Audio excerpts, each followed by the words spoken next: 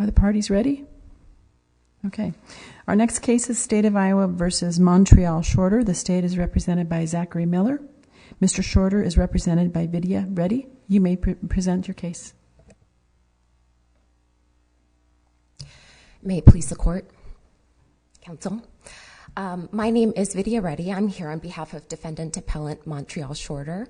Mr. Shorter appeals his conviction for carrying weapons in violation of Iowa Code Section 724.4 Big C.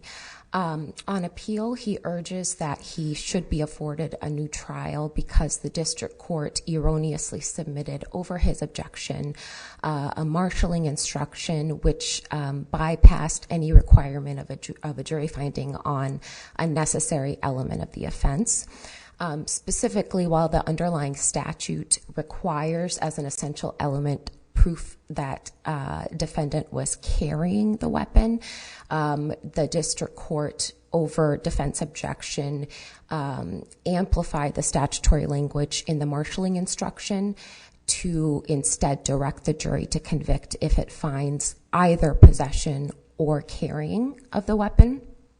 Because carrying requires more than possession, this improperly reduced the state's burden and, as I said, bypassed any requirement of a jury finding on an essential. As I read the state's brief, the only thing they argue is harmless error. So do we need to get to the underlying legal issue, and do we just assume there was an error and then decide whether it's harmless or not? Is that where we are? I think that's up to the court. That's correct in terms of how the state appeared to approach the issue. They just went directly to harmlessness.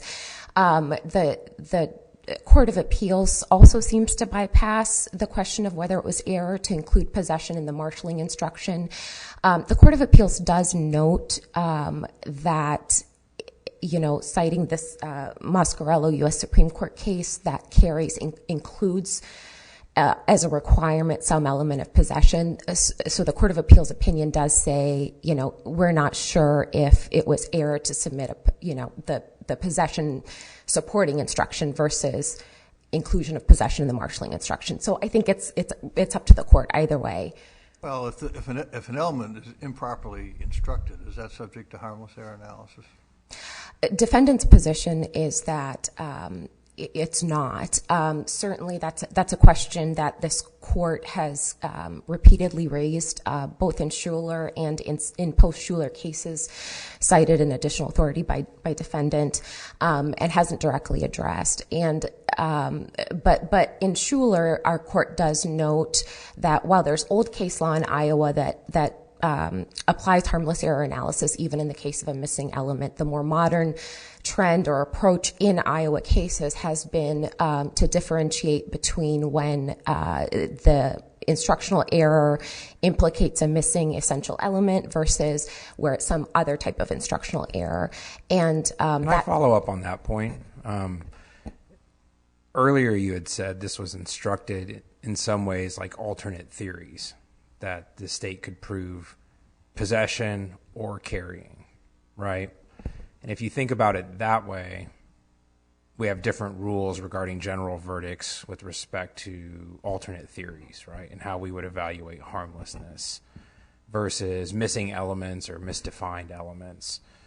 So could we think of this case as that kind of case where you have two theories, even though it's in one instruction, but if there's sufficient evidence to support one of the theories, then it would be harmless?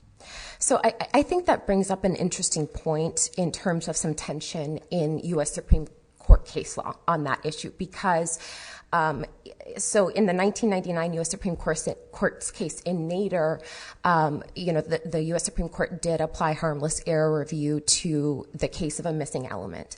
And defendant's position is that there is some tension between that and the earlier Griffin case, which addresses this question of alternative theories that are legally flawed, where Griffin had said if the flaw in the alternative theories in a general verdict, if it involves a legally flawed alternative versus just a factually flawed alternative, that reversal is required under due process. And so, like I said, that tension between those two concepts is not really resolved. And defendant would propose that the more appropriate approach, given the fact that there's no jury findings on these underlying elements, like that's the problematic piece in these cases where there's a missing element. There's no jury finding at all of the element beyond a reasonable doubt. In contrast with the case, a situation where there's an evidentiary error or something else where there is a jury finding on each essential element as is required by the Constitution. So what role would the new 814-28 we can argue whether it applies to this case or not. I think our Mackey decision would indicate maybe that it doesn't. But going forward, at least, we're instructed there that when you have this fact pattern of alternate theories, whether it's legally or factually defective, and there's a general verdict, then it's harmless. So if 814-28 applies here, does it resolve the issue? I don't think it does because of the fact that under Griffin, it's apparent that application of that statute is unconstitutional in the context of a legally deficient alternative at minimum.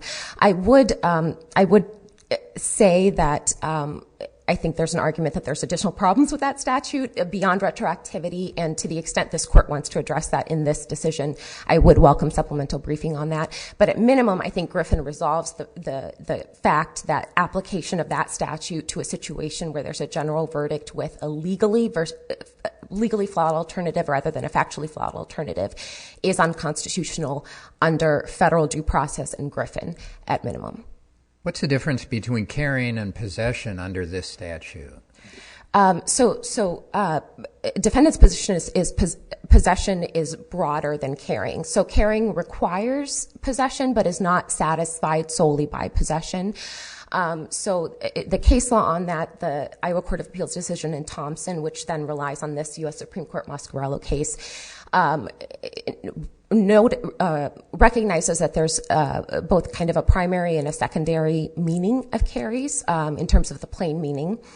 And we look to the plain meaning because there's no statutory definition. So in Mascarello, the court says that the first and primary meaning of carries implies movement plus some degree of possession, which would appear to be either actual or constructive. Wait a minute. I mean, I think you're making it too complicated. I mean, the statute prohibits carrying a dangerous weapon on or about the person. Doesn't that mean that it has to be kind of on the person? It's not reaching into the car toward the weapon wouldn't be enough. Isn't that right? And that's what in rebuttal what the prosecutor specifically argued Mr. Shorter had done. Yeah, I do think that's the case, and that's the primary meaning that's actually utilized in the dictionary definition of carries that was submitted here. The instruction on carries at defendant's request required proof that the weapon was supported and moved. So I think that's right, that it would require that it's actually on the person plus movement. What about subsection B, carries a dangerous weapon within the person's immediate access or reach while in a vehicle? If it's on the counsel, doesn't that meet the statute? I think it does in terms of the scope of possession that's required for carries in that context, but carry still requires movement. So when you've got it in a vehicle, you can have it not on your person, but you can be driving the vehicle, and therefore you've got the element of movement. Didn't Mr. Shorter make a claim, and it wasn't contested by the prosecution, that he drove to this nightclub with the firearm in the console, and then he left the vehicle, went and got intoxicated, and never got back in the vehicle? I mean, that's his claim. That really wasn't disputed at the trial, was it? That's right. That's his claim. And so the state had to prove that defendant carried the weapon after he became intoxicated, so after he returned to his parked vehicle, which contained this firearm that he owned. There seems to be substantial evidence that he reached into the vehicle and picked it up, but that would seem to be a jury question whether that happened. And if that happened, maybe that is carrying, right? Correct. So that's right. The defendant doesn't contest that there would be sufficient evidence of carrying on this record if the state's witnesses were credited, because they theorized that he, reached in and picked up something which they thought was the gun. But that's not. But that was the centrally contested element, and Defendant Shorter gave contrary testimony that he, did not do that he did not pick up the weapon. And so even if as a legal matter, even if harmless error analysis can be applied to this category of errors where there's an omission of an essential element, on the facts of this case, harmlessness is not established, given the fact that that the instructional error went to the centrally contested element at trial, rendered wholly irrelevant defendant's only theory of defense, which was that he never picked up the weapon or carried the weapon after becoming intoxicated. Given the fact that the fact question on that issue turned wholly on witness credibility, with competing testimony from the state's witnesses and from the defendant, and then was emphasized by the state, and the error was taken advantage of by the state, given its argument that you don't even have to find that he actually reached for the gun. If he was standing in this proximity, that satisfies the requirement. I just wanted to clarify, in your brief, the argument is that the instruction was wrong. You're not challenging the sufficiency of the evidence with respect to carrying, except to the extent that it's relevant to our harmless error analysis. Right. I mean, that's the only way it would be implicated, the way you've presented the argument on appeal. That's correct.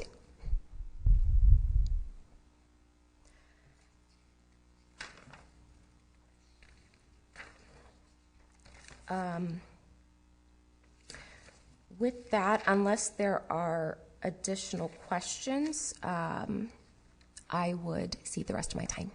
Thank you. State?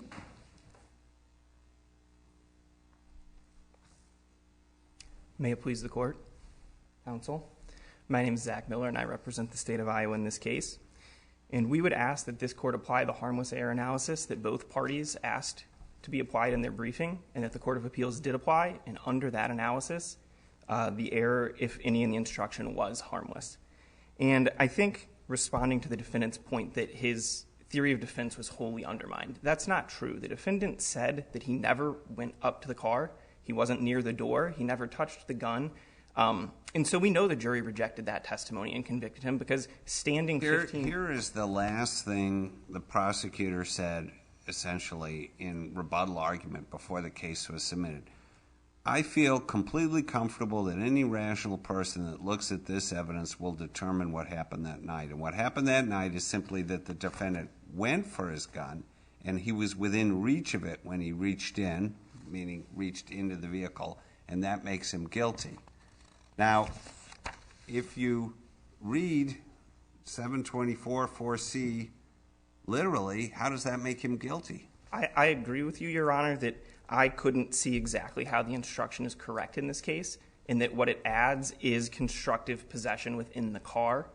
And I agree with you that fact of the argument... But how can we say that the error was harmless when the very last thing, when the prosecutor is bringing the case home before it goes to the jury, the very last scenario he argues to the jury and say, here's why you should find the defendant guilty, is one that doesn't fall within the statute? The answer is because the defendant's defense was that he was never back by the car. So there wasn't evidence to support that he just stood by the car and didn't reach in. Well, but the state has the burden. I mean, so he swung for the fence and maybe missed, but the state still has the burden of showing that there was carrying. Right. And so the jury may well have decided that, oh, no, he went to the car. But that doesn't knock it home for you. Well, the jury definitely decided he went to the car, and they also decided that he picked up and moved the gun, because that's the only theory that... I don't know that they decided that, because of the way it's instructed. The jury could have thought that he went to the car, contrary to his testimony, that he opened the door, I guess contrary to his testimony, but that he didn't actually grab the gun. I don't think that the instructional error here, the evidence doesn't support that. The two bouncers testified that he told them he was going to get his gun and went and reached and grabbed a gun. They saw, not a gun, they said they saw it in his hand. They couldn't tell it was a gun. You heard the closing prosecutor's argument is exactly, it's right in the sweet spot of the legal problem here. I agree with you, Your Honor, that is the worst fact for the state in its harmless error analysis, but the facts that were actually in evidence, as opposed to the argument which isn't evidence, as the instructions provided, don't support that. They support that the defendant told the bouncers he had a gun, that he walked to his car, said he was going to get his gun, picked something up, moved it, and then as the police pulled into the parking lot of the club, that he returned it from where he got it, that he reached towards the counsel, and an officer walked up to the car, the door was open, and he found the gun on the counsel. And that the defendant testified that if the gun was found on the console, it moved because he keeps his gun in the console. There was a little bit of back and forth on that, but that was the clarification that was given.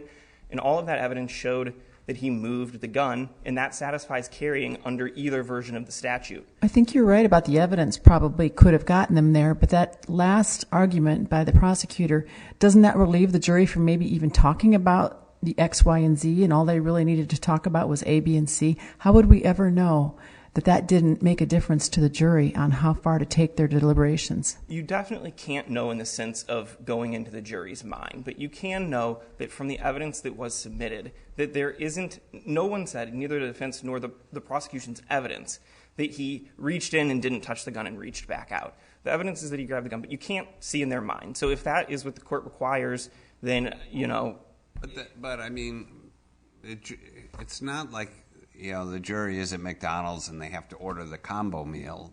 They can take a piece testimony here, a piece there, and not believe the entirety of any particular witness's testimony, right?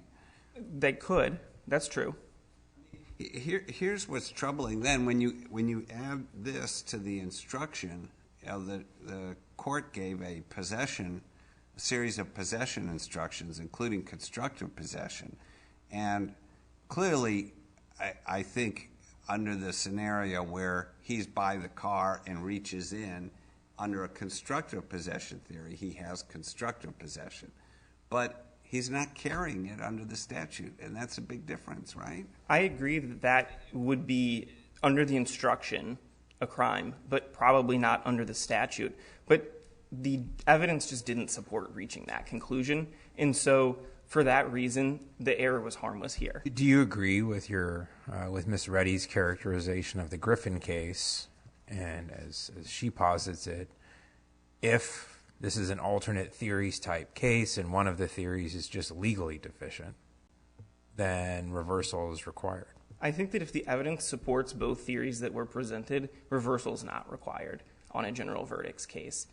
Say that again? If the evidence supports both theories, you can affirm on a general verdicts case that were submitted to the jury. Even where one of the legal theories is just legally wrong. I mean, I think we all agree that constructive possession instruction, or the theory, it just doesn't fall within the scope of the statute, right? Right. And you don't think that's a Griffin problem? No, I think that this case should look to, for example, Pope v. Illinois, where the court said that misinstructing on an element that expands the scope of liability, there it was whether the First Amendment deals with a community or a national standard, still allows conviction. Neater is also right there where they omitted an element that's worse than this case, and that's amenable to harmless error analysis. And so I think that we just have that question. We know that under both these theories the evidence was sufficient and that it was harmless, and so you should affirm. Turning to the question of whether you can apply harmless error to this type of instruction, the court shouldn't consider it because it was first raised in the application for further review. The defendant affirmatively said in his brief that you can apply harmless error analysis and then explained why the error was prejudicial. Same thing in reply. Doesn't at all suggest that you can apply or that you can't apply harmless error to this type of analysis. And so the court shouldn't reach that question. It especially shouldn't do so if it doesn't view the error here as harmless. There'd be no reason to decide the issue then. But even if it does consider the issue, it should follow the Supreme Court in the vast majority of other states that say you can apply harmless error to these types of analysis. The state's review of the case law shows that 38 states definitely follow Neater, 4 don't, 7 it was somewhat inconclusive, and then of course Iowa, it's something of an open question. And so this is just not a type of error that undermines the fundamental fairness of a proceeding in the way that a lack of a reasonable doubt instruction does. It's squarely within the U.S. Supreme Court's precedent of applying harmless error analysis, and that's what this court should do here. And so because the evidence here was harmless under the Iowa standard for presuming prejudice and seeing that the instruction didn't affect the substantial rights of a party or cause a miscarriage of justice, the court should affirm the Court of Appeals' analysis, and that's primarily because the defendant's theory of defense we know the jury rejected. The jury rejected that he did not walk up to that car and open the door and grab the gun. We know that because that was the only thing he said he didn't do. And so we can be certain that the jury didn't convict him for conduct that wasn't criminalized under the statute as he presented it.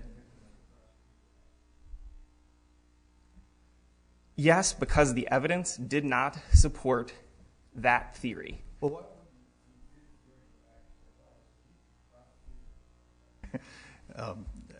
Why wouldn't the jury go back and say, hey, this isn't hard. The prosecutor has told us, has instructed us on it. There we are. Or why couldn't 2 or 3 of the jurors make that conclusion? I think that'd be a rational conclusion. Because the instructions say that the arguments aren't evidence, and the evidence doesn't show that he reached into the car and pulled back or that he just stood by the door and didn't reach for something. And we presume that jurors follow the instructions. And here, the evidence showed that he grabbed the gun, and that is carrying under both prongs as submitted to the jury.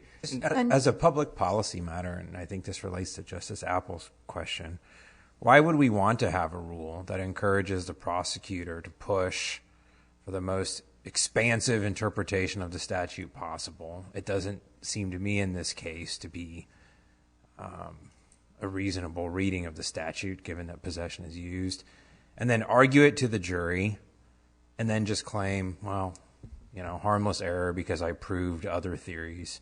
I mean, don't we want the instructions to be right, the case to be fairly presented, and not have this insurance policy where in front of the jury the prosecutor gets to argue everything, and as long as he or she was right about 1 or 2 of them, then we just shrug our shoulders and say, oh well. I agree that we don't want to encourage that, but typically in an instructional error type of case, that's not what happens. And so we're trying to craft a rule that will apply to cases across the board. And when you have an instruction that is wrong, there's no reason not to apply harmless error. And here, the facts support reaching that conclusion that the error was harmless. But if the defendant had argued that the prosecutor did this on purpose and then did that, on purpose to expand the scope of the statute and knew that it was wrong, that's a different type of claim. That's not what we have here. We have a good faith argument that the statute covered it. At the time, trial, as we know, is a heat of the moment back and forth battle, and the prosecutor, as it turns out, was likely wrong about what the statute criminalized.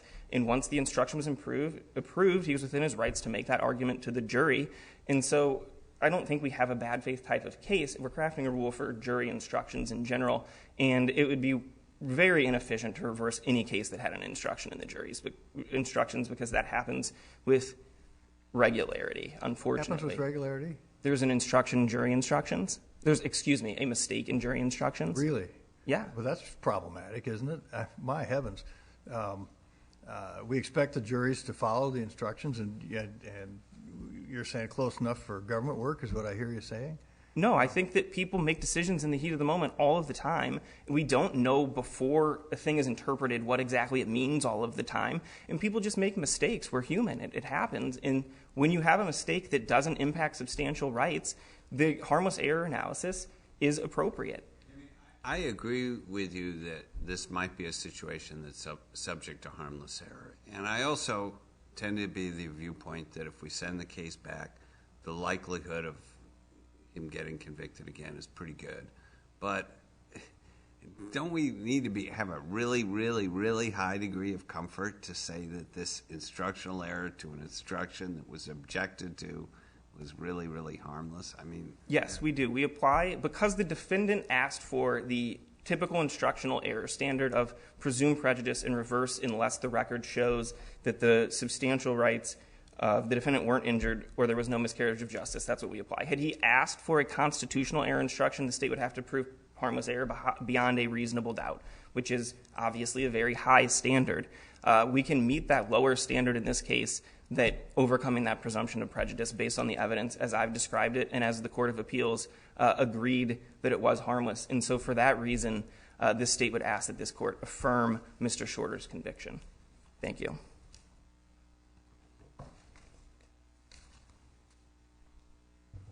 Ms. Reddy?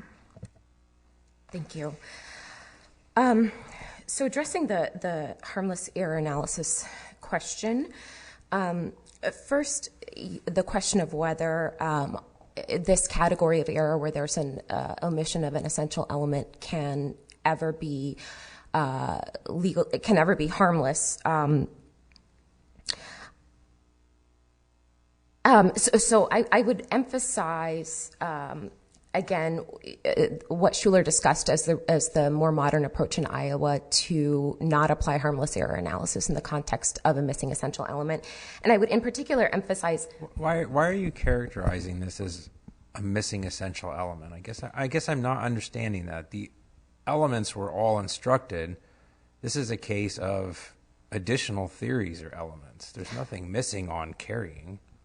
Right? Well, I think the problem is that the instructions given allowed the jury to wholly bypass carrying, which requires more than possession. And I agree that there's kind of this, that a missing element in this context can be viewed as the inverse of a general verdict with a legally flawed alternative.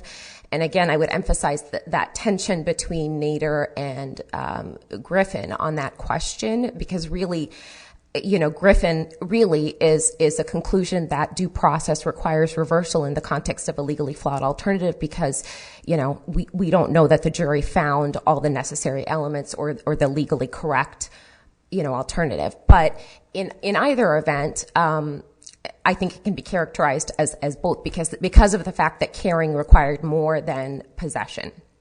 But what I would emphasize is, again, that this approach has continued post-Schuler, and I would emphasize the language in some of these cases cited in defendants' additional authorities where, there's an element missing, and this court states that reversal is only required if prejudice is established, and then in the next sentence says that prejudice results when the instructions mislead the jury or materially misstate the law. So in the context of this type of instructional error where there's a missing element, it would appear that the question of prejudice is established once the proof of error is established.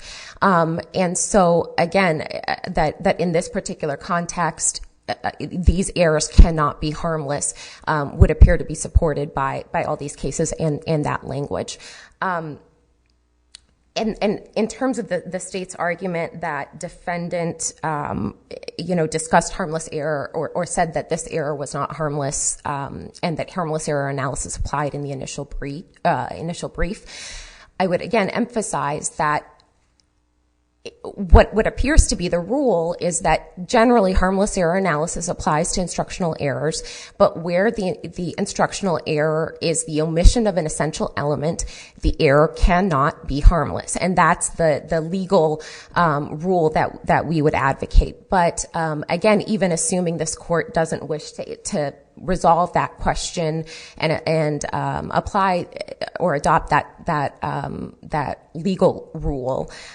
So even if harmless error analysis can apply to this category of errors, the well-established precedent of this court it demonstrates that under the facts of this case, where it went to a centrally contested element and it was a he said, she said case where credibility was the deciding, factor in which version was credited, and then the error was utilized by the state in argument that it cannot be harmless under these situational facts.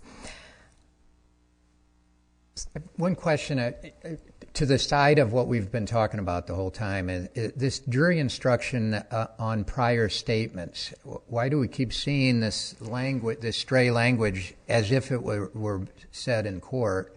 The ISBA Jury Instruction Committee has deleted that language, but it keeps coming around, and on further review, do we need a decision from this court on the validity of that instruction? I do think that would be appropriate. You're correct that even after this change in the model instruction has occurred, we do keep seeing this instruction pop up, and we are still challenging it. And defendant's position is that even before the model instruction changed, that additional language was still improper. But certainly now, after the model instruction has changed, I would suggest that perhaps some guidance from the court might. And then the Court of Appeals has repeatedly rejected the claim that that language requires a new trial. What's your best argument that we shouldn't follow what they've been saying repeatedly? So they've both, the Court of Appeals has both, and I'm sorry, I do see I'm out of time. Is it okay? You may go ahead and wrap up. So they both said that that's not legally incorrect, and that it doesn't require reversal under ineffective claims.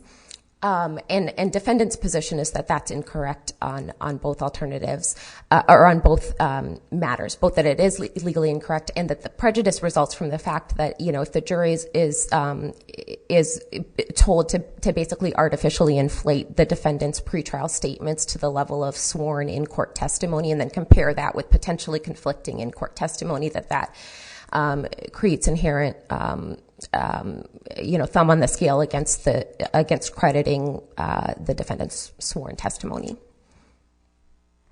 Thank you. Thank you. The case of State versus Shorter is now submitted. Bailiff, you may adjourn court.